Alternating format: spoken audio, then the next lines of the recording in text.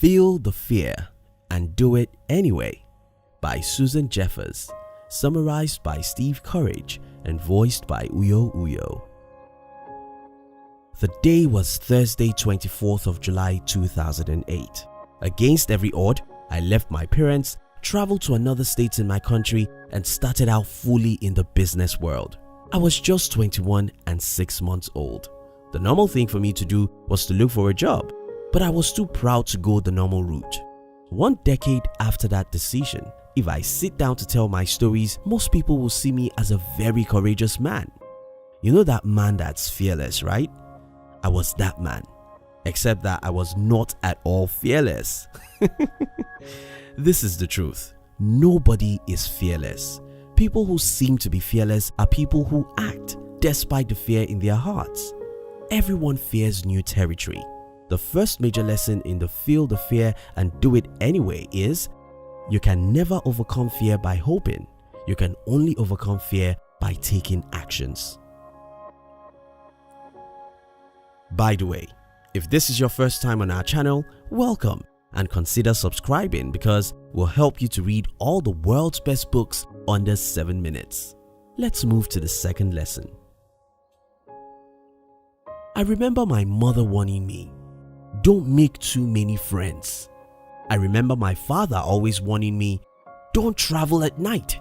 Unfortunately, I never listened to any of the advice all my early adulthood. Ouch, what a bad son I was. But wait, how exactly do you think we become extremely fearful in life? Well, there are 2 things involved. First, we learn how to be afraid. Like my parents, we all have people in our society who try to teach us how to be afraid. The second factor that makes us so fearful is our natural instinct designed to protect us. Take for instance, if you see a wild animal, what is the first feeling you have? Fear, of course. Such a fear is by no way a bad thing. Instead, it's a mechanism to protect us, unlike if you are afraid of making friends. The point here is, if you can get education and understand what fear is and the source of every fear, you can easily deal with fear. For instance, when I understood that my parents didn't want me to make much friends because they believed I could be wrongly influenced by friends, I decided to make much good friends. The second major lesson in Susan Jeffers' Feel the Fear and Do It Anyway is get education about fear and you can manage it better. After making mistakes and falling in the business world for more than 5 years, my elder brother called me and handed me a good warning.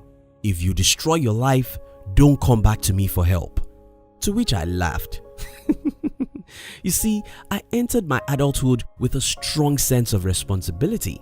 I was that young guy who was willing to try crazy things because he was willing to accept 100% responsibility either he fails or succeeds. Today, I hear many people complaining about everything.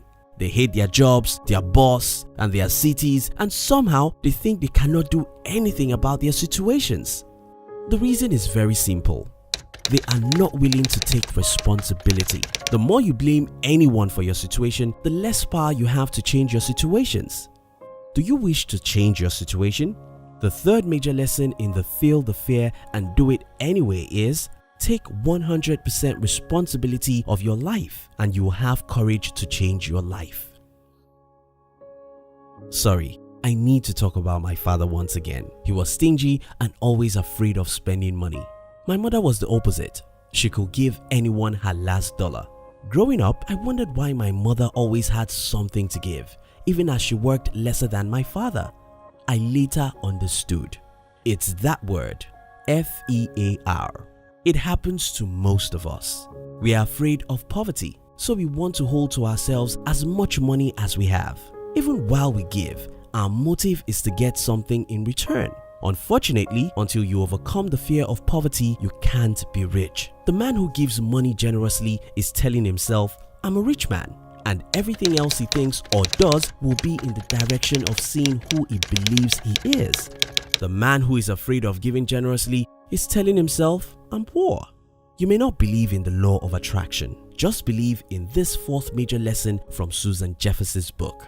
To be rich and live a meaningful life, you must overcome the fear of poverty. Give generously and your mind will believe you are rich, hence create wealth for you. Over a decade ago, I read a quote that goes like, "Your life in the next 5 years will be determined by the people you spend your time with and the books you read." I took that as a commandment and my life got transformed for it. I'm sorry, you must be scrutinized to be qualified for my friendship.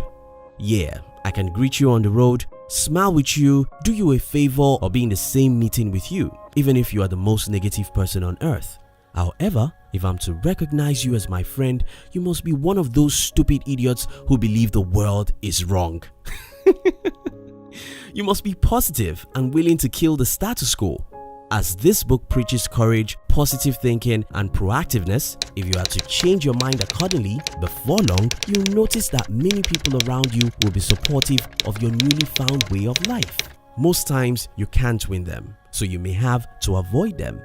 The fifth major lesson in the Feel the Fear and Do It Anyway is surround yourself with positive and supportive people who can encourage you to take actions and achieve greatness with your life.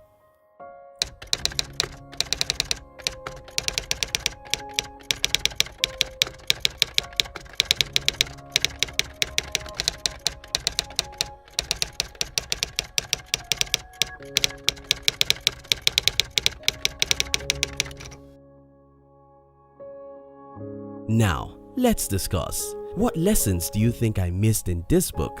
What points would you like to add? Which other good books would you like our team to summarize next? We love to receive your comments.